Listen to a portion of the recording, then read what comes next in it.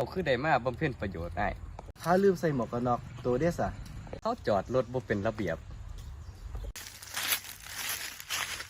หันละมันบ่ฮู้จักให้มันถึงระเบียบมาเอากุญแจไปครับเห็นแล้วครับ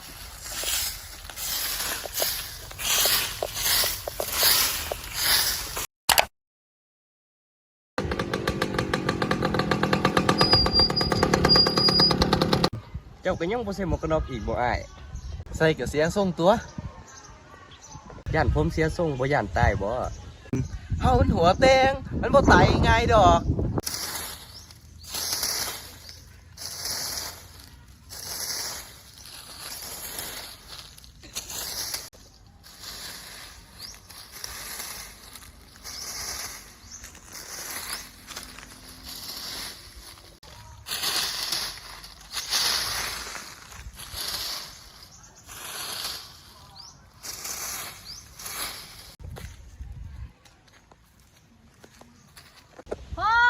กวาดแล้วเหรอบอคนคือเก่าจะแม่นคือเก่าเนาะใส่มาแน่หมวกกันน็อกนั่นเดี๋ยวผมใส่ผมกับเสียทรงแล้วครับผมกับวรอแล้วครับครูโอ้ยมันสิเสียยังเลยนี่ผมซ้ำนี่ใส่ให้มันกันนอกบ่แม่นใส่ให้มันกันคู่เข้าใจบ่เอานี่กุญแจไปมืออื่นใส่มาเด้อ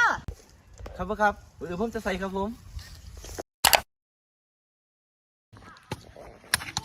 เอา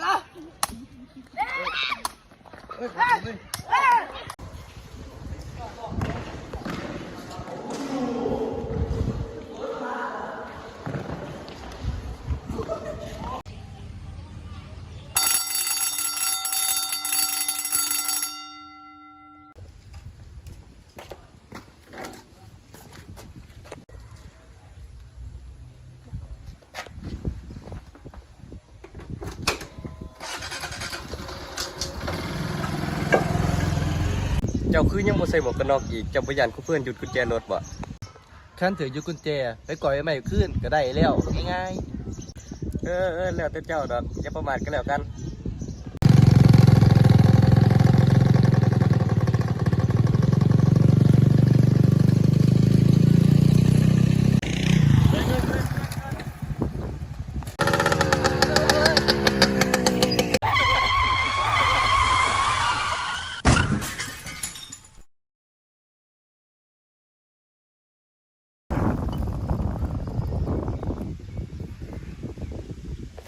โอ้เสมอมานอกเลยครับผมจะเสือฟังคุณเลยครับโอ้ย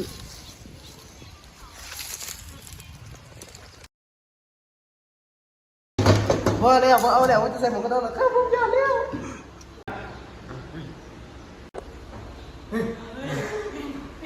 ไอเล่จะเป็นยังนี่ตกใจเบิร์ดฝันไปตัวนี้หรือว่าเกิดขึ้นในนี้เหรอ